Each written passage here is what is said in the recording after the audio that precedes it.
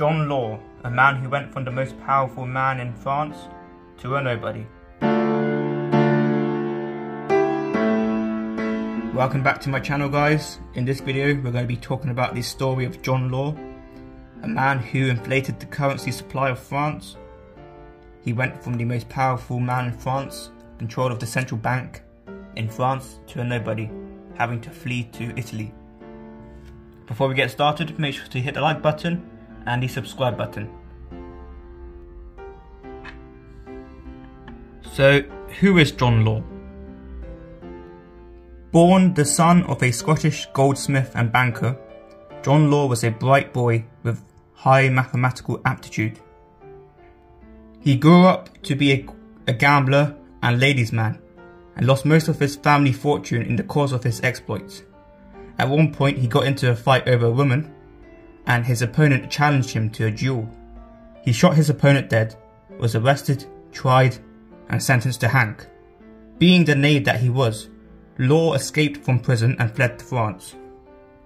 Meanwhile, King Louis XIV of France was running deeply into debt due to warmongering and his lavish lifestyle.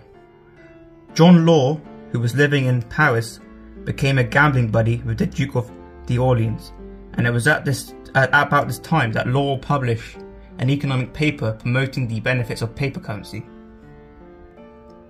When King Louis XIV died, his successor, Louis XV, was only 11 years old.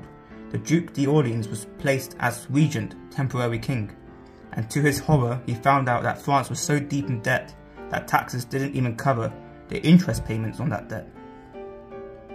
Law, sensing opportunity, showed up at the royal court with two papers for his friend, blaming the problems of France on insufficient currency and promoting the virtues of paper currency. On May 15, 1716, John Law was given a bank general, and the right to issue paper currency, and there began Europe's foray into paper currency. The slightly increased currency supply brought a new vitality to the economy, and John Law was hailed as a financial genius. As a reward, the Duke of Orleans granted Law the rights to all trade from France's Louisiana Territory in America.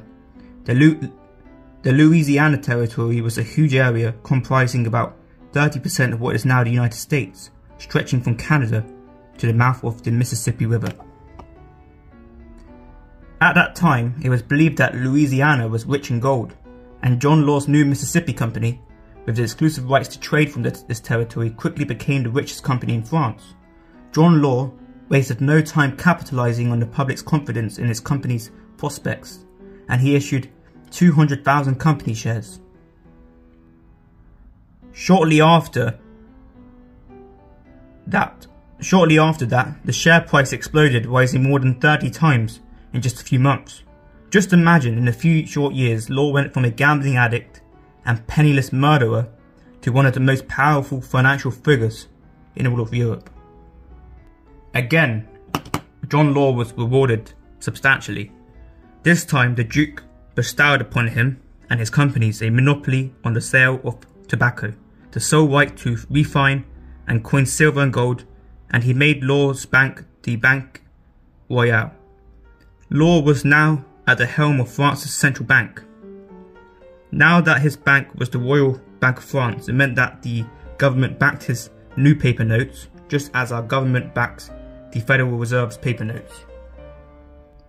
And since everything was going so well, the Duke asked John Law to issue even more notes. And Law, agreeing that there is no such thing as too much of a good thing, obliged. The government spent foolishly and recklessly, while John Law was pacified with gifts, honours and titles. Things were going so well that the Duke thought that if this much currency brought so much prosperity, then twice as much would be even better. Just a couple of years earlier, the government couldn't even pay the interest on its debt, and now not only had it paid off its debt, but it could also spend as much currency as it wanted. All it had to do was print it. As a reward for John Law's service to France, the Duke passed an edict granting the Mississippi Company the exclusive rights to trade in the East Indies, China and the South Seas. Upon hearing this news, Law decided to issue 50,000 new shares of the Mississippi Company. When he made the new stock offer, more than 300,000 applications were made for the new shares. Among them were dukes, marquises, counts and duchesses, all waiting to get their shares. Law's solution to the problem was to issue 300,000 shares instead of the 50,000 he was originally planning, a 500% increase in the total number of shares. Paris was booming due to the rampant stock market speculation and an increased currency supply. All the shops were full, there was an abundance of new luxury goods, and the streets were bustling.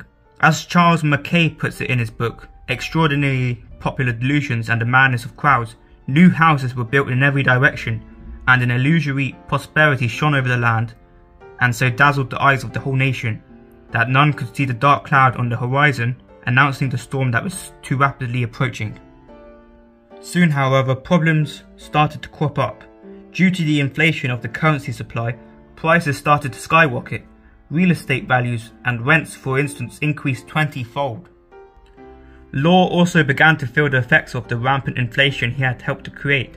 With the next stock issue of the Mississippi Company, Law offended the Prince de Conti when he refused to issue him shares at a price the royal wanted. Furious, the prince sent 3 wagons to the bank to cash in all of his paper currency and the Mississippi stock. He was paid with 3 wagon loads full of gold and silver coin. The Duke d'Orleans, however, was incensed and demanded the prince return the coin to the bank. Fearing that he'd never be able to set foot in Paris again, the prince returned 2 of the 3 wagon loads.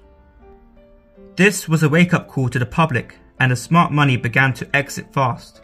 People started converting their notes to coin and bought anything of transportable value. Jewellery, silverware, gemstones and coin were bought and sent abroad and hoarded. In order to stop the bleeding, in February of 1720, the banks discontinued note redemption for gold and silver, and it was declared illegal to use gold or silver coin in payment. Buying jewellery, precious stones or silverware was outlawed. Rewards were offered of 50% of any gold or silver confiscated from those found in possession of such goods, payable in banknotes of course. The borders were closed and carriages searched, the prisons filled and heads rolled, literally. Finally, the financial crisis came to a head. On May 27th, the banks were closed and Law was dismissed from the ministry. Banknotes were devalued by 50%, and on June 10th the banks reopened and resumed the redemption of the notes for gold at a new value. When the gold ran out, people were paid in silver. When the silver ran out, people were paid in copper. As you can imagine, the frenzy to convert paper to coin was so intense that near riot conditions ensued. Gold and silver had delivered a knockout blow. By then, John Law was now the most reviled man in France. In a matter of months, he went from arguably the most powerful and influential force in society back to the nobody he was before. John Law fled to Venice, where he resumed his life as a gambler, telling everyone, "Last year I was the richest individual who ever lived. Today I have nothing, not even enough to keep alive." He died broke in Venice in 1729. The collapse of the Mississippi Company and Law's fiat currency system plunged France and most of Europe into a horrible depression, which lasted for decades. But what astounds me the most is that this all transpired in just 4 short years. So anyway guys, I hope you learned something. If you did, please drop a like and hit the subscribe button, and I'll be uploading more videos soon, so stay tuned. See you later, gold stackers.